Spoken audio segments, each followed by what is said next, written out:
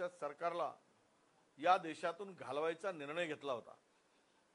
संविधान आणि देशातील लोकशाही टिकवण्यासाठी लोकांनी एकत्रित येऊन या मोदी सरकारला सत्तेतून घालवण्यासाठी जो कौल दिला आहे त्या संदर्भात मी सर्व महाराष्ट्रातील जनतेचा मनापासून आभार मानतो। त्यांच्या आशीर्वादामुळे, कार्यकर्त्यांच्या प्रचंड मेहनतीमुळे आणि महाविकास आघाडीतील उत्तम समन्वयामुळे तीनही पक्षाचे नेते कार्यकर्ते एक दिलाने काम केल्यामुळे आज महाराष्ट्रामध्ये महायुती भुईसपाट होताना दिसते आहे।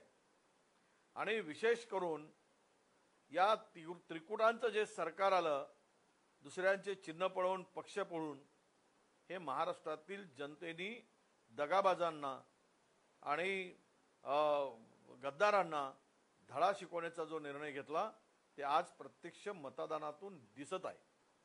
आणि यापुढेही जर तुम्ही लोकांचे पक्ष फोडाल, लोकांना त्रास द्याल, तर तुम्हाला महाराष्ट्राच्या मातीत गाडण्यापासून सुरुवात होईल, हा जणू इशाराच महाराष्ट्रातील जनतेने या आजच्या निर्णयाने दिसतो आहे। तर मला वाटतं हा ऐतिहासिक निर्णय आणि जो अंदाज होता आमचा की 30 ते 35 जागा आम्ही जिंकू, आणि ज्या वेळेस 2 दिवसापूर्वी एक्झिट पोलचे काही आकडे आलेत, हे आकडे बनावट आहेत, बोगस आहेत, हे आता सिद्ध झालेलं आहे। सत्ताधाऱ्यांना खुश करण्यासाठी, 2 दिवसाचा आनंद देण्यासाठी त्यांनी हा जो काही प्रयत्न केला तो 2 दिवसाचाच आनंद राहील। मोदी या देशाचे पंतप्रधान होणार नाहीत असं एकूण वातावरण जे देशात निर्माण झालं होतं त्याला आता पूर्णविराम मिळतो आहे असं मला वाटतं। आणि महाराष्ट्रात तर एक दिलाने आम्ही पुढच्या विधानसभेसाठी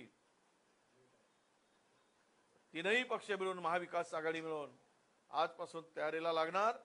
आणि महाराष्ट्राच्या मध्ये परिवर्तन जनता ठरवली आहे, त्याला फक्त आम्ही कारण आहोत।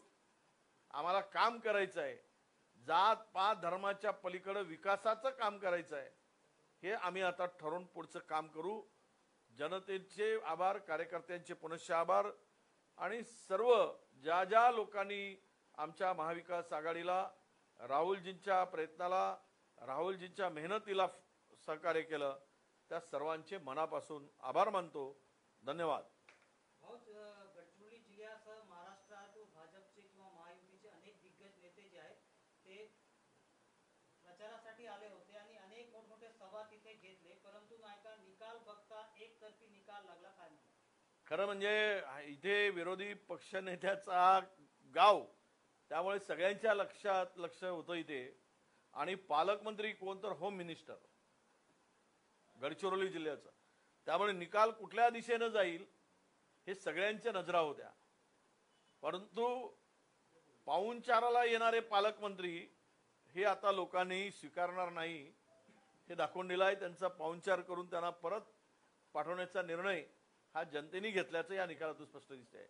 मी पहिल्या दिवसापासून म्हणत होतो की ज्या वेळेस आम्ही सर्व मिळून कामाला सुरुवात करू त्यावेळेस विजयापासून कोणीही रोखू शकणार नाही, आणि तो विश्वास फॉर्म भरल्यापासून होता। आणि अपेक्षेपेक्षा जास्त मताने हा विजय आम्हाला मिळतो आहे। 2 दिवसाचे एक्झिट पोल सांगत होते त्यावेळेस मी सांगितलं की जर ही जागा पडली तर आम्ही राजकीय संन्यास घेऊ, पण लोकांनी मात्र मला राजकीय संन्यासापासून वाचवलं। हा खरा महत्त्वाचा विषय आहे की त्यांनी बरोबर की वडेट्टीवार तुम्हाला राजकारणातून संन्यास घेण्याची पाळीच येणार नाही हे लोकांनी ठरवून मत दिलं असं या निकालावरून दिसते आहे। शेवटचा प्रश्न की हा निकाल बघता भाजप पक्षामध्ये फेरबदल काही होणार का? फेरबदल काय, भारतीय जनता पक्षाचं नेतृत्व कुचकामी ठरलंय राज्यातलं। ज्या पद्धतीनं डिंगा मारून आणि ते बदल्याचं राजकारण, बदला घेण्याची प्रवृत्ती, रिव्हेंज पॉलिटिक्स हे जे काही आलं होतं राज्यात, याला फार मोठी चपराक राज्यातील जनतेने दिली आहे। त्यांचं आता मनन होईल, चिंतन होईल, आणि मनन चिंतन झालं तरी अधपतनापासून त्यांना कोणी रोखणार नाही।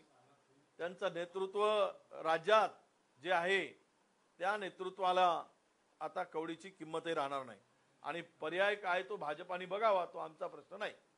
आम्ही तिघेही मिळून या राज्यामध्ये प्रचंड मोठी ताकद उभी करून आम्ही निवडणुका जिंकू.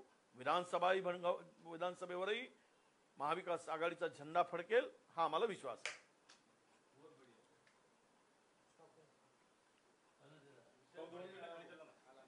चला.